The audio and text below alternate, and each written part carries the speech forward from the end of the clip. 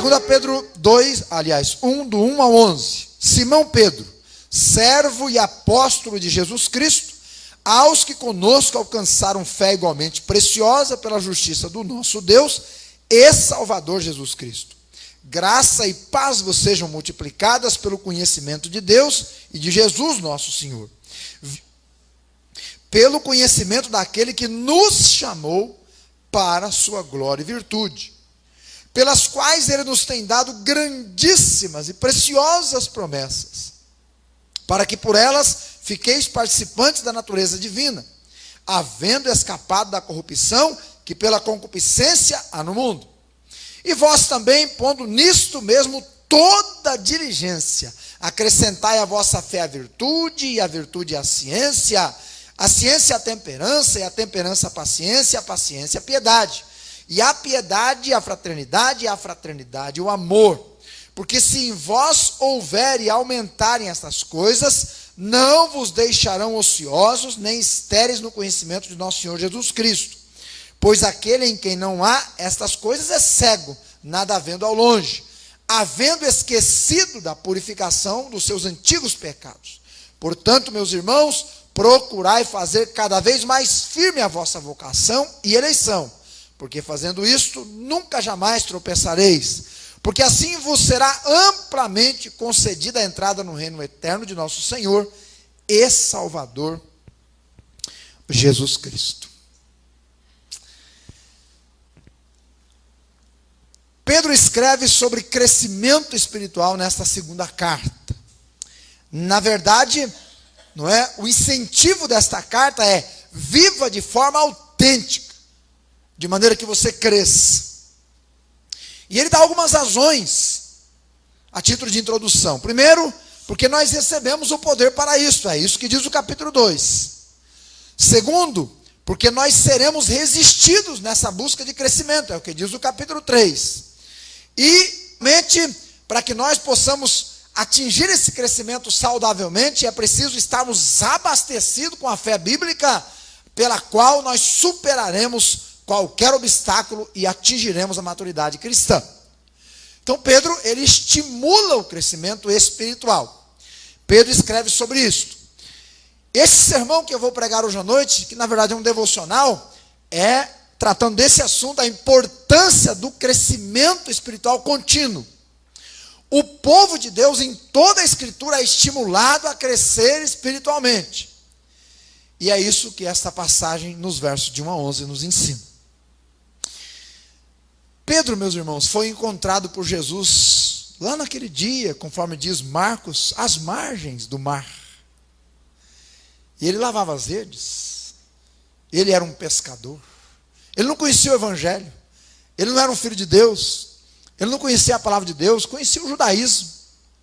Mas naquele dia que Jesus o encontrou e o chamou, e Pedro atendeu o chamado de seguir a Jesus, as coisas começaram a mudar na vida dele. Desde aquele dia na praia, até ele escrever essa carta aí, se passaram mais de 30 anos. Então, quando Pedro escreve essa carta, ele já tem 30 anos andando com Jesus. 3 anos de corpo presente, por assim dizer, e os demais na fé no seu Salvador, a quem ele viu, né? Com quem conviveu, a quem viu ressuscitado e por quem não só viveu, mas também morreu. Foram mais de 30 anos do mar. Porque nesses 30 anos, ele cresceu, ele aprendeu, ele amadureceu, ele não era mais o mesmo. Com certeza, se Pedro olhasse para trás e fizesse um histórico da sua trajetória, ele teria coisas das quais ele se envergonharia. Com certeza. Como, por exemplo, quando ele negou Jesus. Como, por exemplo, quando ele repreendeu Jesus, dizendo: Senhor, de maneira nenhuma o Senhor vai ser crucificado. E Jesus disse: arreda, Satanás. Deu uma dura nele ali, né? Com certeza, ele teria vergonha daquele dia que o apóstolo Paulo o encontra naquela cidade e Pedro está lá, com um pé no judaísmo e um pé fora do judaísmo, né? Então, quando tem judeu, ele se comporta de um jeito, quando não tem, ele se comporta de outro. E Pedro chega e dá uma dura nele.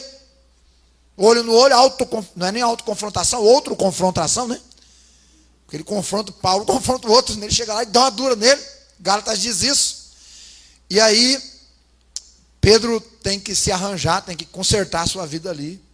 Então, com certeza, se ele olhasse na sua vida pregressa, ele teria do que se envergonhar. Mas eu garanto para você que ele teria muito mais do que agradecer. Com certeza, ele poderia olhar para trás e dizer assim, irmãos, se ele estivesse aqui, né, hoje, ele diria para nós assim, irmãos, eu ainda não sou aquele Pedro que Jesus gostaria que eu fosse 100%. Mas eu também não sou mal Pedrão de antigamente. Né? O Senhor me transformou. O Senhor trabalhou a minha vida. O Senhor aparou as arestas. Eu cresci, estou crescendo, tenho aprendido. O crente tem que crescer.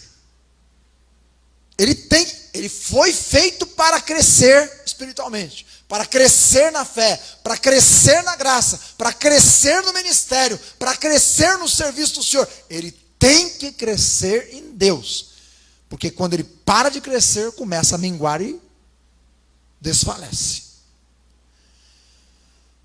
E o texto que nós lemos aqui vai falar sobre isso.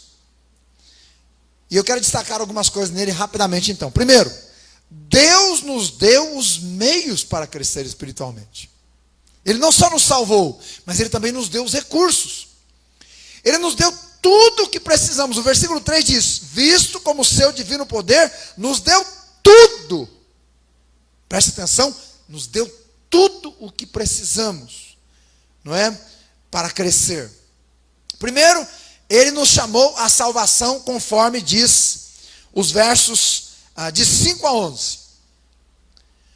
Ele nos guia em toda a verdade. E, paralelo a esse texto, nós temos o Evangelho de João, no capítulo 16, versículo de 5 em diante. Lá em João, capítulo 16, nós vamos ver claramente que o Espírito Santo é um instrumento que Deus vai usar para operar a salvação, para chamar a salvação, para gerar a vida eterna e para encaminhar a pessoa à verdade. Então, quando ele diz o seu divino poder, há uma inferência aqui nesse texto a João 16 mostrando o divino poder é o próprio Espírito Santo. Aliás, em Atos 1, versículo 8, ele diz, recebereis poder ao descer sobre vós o Espírito Santo. Mas parece que algumas pessoas ainda não perceberam isso em Deus. Poder de Deus. Não sou eu que estou dizendo, isso aqui não é sensacionalismo, é a Bíblia que está dizendo. É Deus que está dizendo. Então o Espírito Santo é esse agente de crescimento, mas não só isso. 2 Timóteo 3, do 16 ao 17, diz que a Bíblia é o outro instrumento de crescimento. E eu quero ler aquele texto, porque ele é conhecido, mas é importante lermos textos conhecidos. Aliás, o pastor Artemio no seminário, ele dizia assim, pregue em textos conhecidos. E ele pregava. Uma vez na abertura do seminário, ele pregou em João, divinamente inspirada, ou é divinamente inspirada e proveitosa para ensinar, para redarguir, para corrigir, para instruir em justiça, para que o homem de Deus, olha irmãos, seja perfeito e perfeitamente instruído em toda boa obra. Então perceba que a palavra de Deus, quando ela é lançada no nosso coração, ela vai trabalhando e nos levando a um crescimento rumo à perfeição. A perfeição é Deus, quer dizer que ela nos leva rumo a Deus, a fazer a vontade de Deus, a ser como Jesus. Palavras exatas de Deus estão nas Escrituras. Ela nos guia no que acreditar, ela nos diz quando estamos errados, ela nos diz como viver de maneira direita, ela nos capacita a fazer tudo o que Deus nos chamou a fazer. A palavra de Deus, ela opera o crescimento. Eu não sei se você tem o hábito de ler a Bíblia, se não tiver, é um bom hábito. Você vai fazer muito bem se você queimar a pestana lendo a Bíblia, memorizando versículos, guardando no seu coração a palavra. Você vai fazer muito bem. Leia a Bíblia, mas leia com amor, leia com atenção, leia com interesse de aprender, leia como o salmista que antes de ler dizia, Senhor, desvenda os meus olhos para que eu contemple as maravilhas da tua lei. Leia como Esdras leu para o povo aquele dia de manhã, ouvindo a leitura da palavra. Olha que coisa maravilhosa. E eles não tinham uma Bíblia tão arrumadinha como nós temos hoje, né? Mas eles amavam a palavra, porque ela era realmente a bússola que guiava a vida deles. Então leia a Bíblia, porque ela vai te capacitar a crescer. Você vai ser uma pessoa diferente. Você vai ser uma pessoa mais parecida com Jesus. Então Deus nos deu o Espírito Santo, Ele nos deu a Bíblia, mas Ele também nos deu pessoas. Você quer ver? Olha comigo lá, abre lá, por favor. Tito, capítulo 2, verso de 2 a 5. Tito 2, do 2 ao 5. Eu vou lendo, se abre aí. Tu, porém, fala o que convém à sã doutrina. Os velhos, os idosos, ou os mais velhos, sejam sóbrios, prudentes na fé, profundos no amor e na paciência. As mulheres mais velhas, semelhantemente, sejam sérias no seu viver, como convém às santas, não caluniadoras, não dadas a muito vinho, mestras do bem, e ensinem as mais... Quem é mais velho na fé, ensina os mais novos na fé. Quem já andou com Deus 5 anos, ensina quem está andando há 5 meses. Palavra. Quando eu morava lá no interior, trabalhava no escritório de contabilidade, e os maranatenses, pastor Carlos, naquela época, né, eu não era maranatense ainda, eu trabalhava no escritório, mas eles viravam e mexiam e iam lá onde eu trabalhava. Porque o Antônio, que era o dono do escritório, era muito tempo de lá, então tinha um irmãozinho chamado Jesué, presbiteriano. Seu Jesué tinha 2 ou 3 filhos. Mas ele ia lá quase toda semana. Ele ia para Marilândia e passava no escritório. Irmãos, toda semana que ele ia lá, ele tinha um versículo para compartilhar. E ele era assim, daquele sanguinão, né?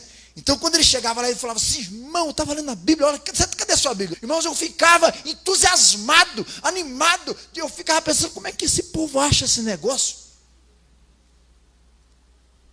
Na Escritura.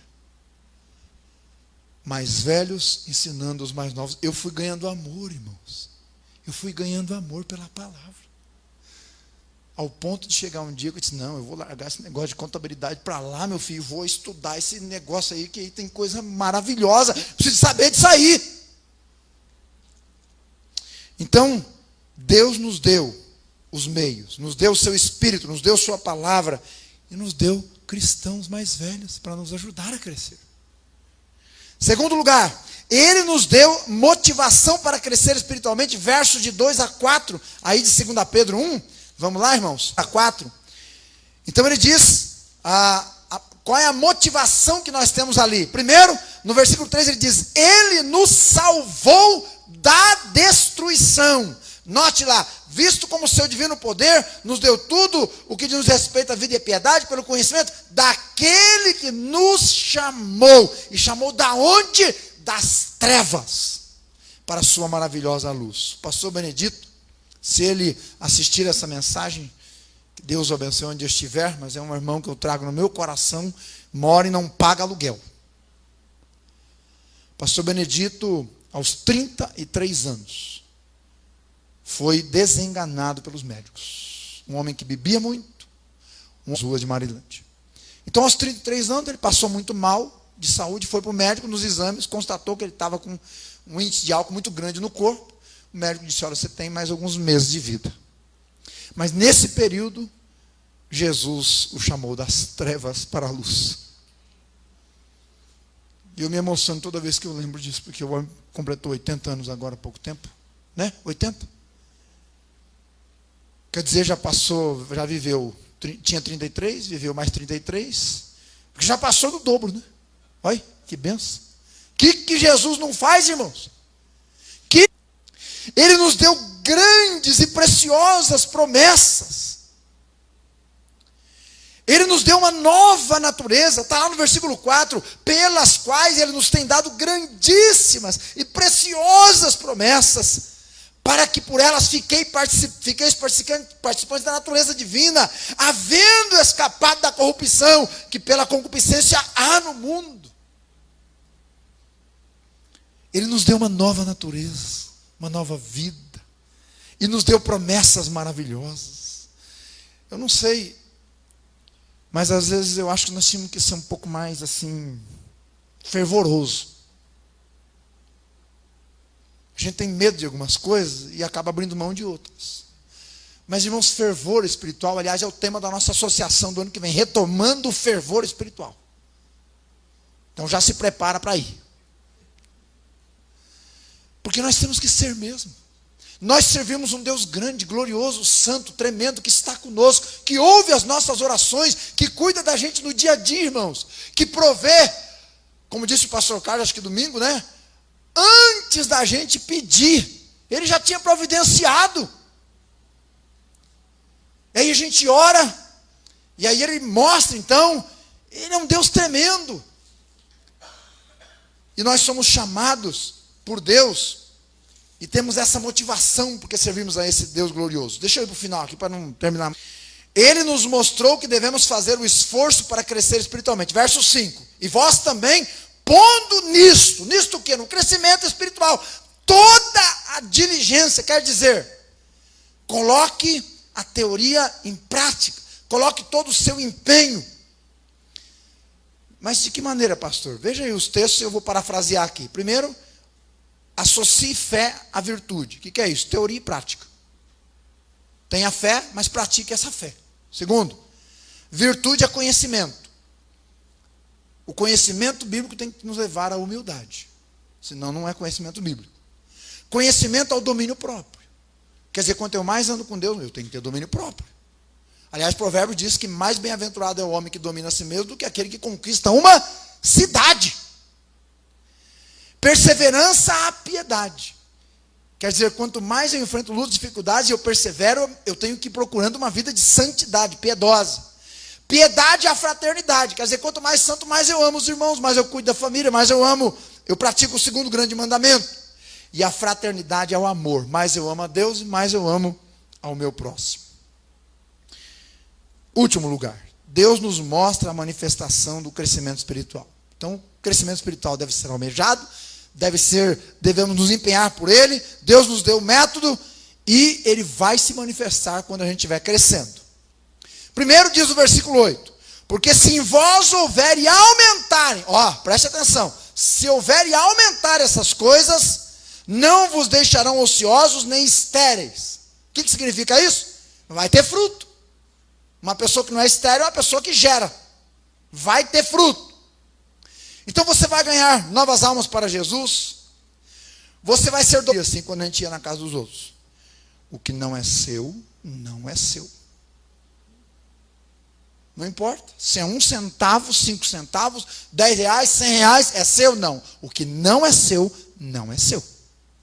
Está claro? Ela falava assim, né? Porque se não tivesse também o couro comia.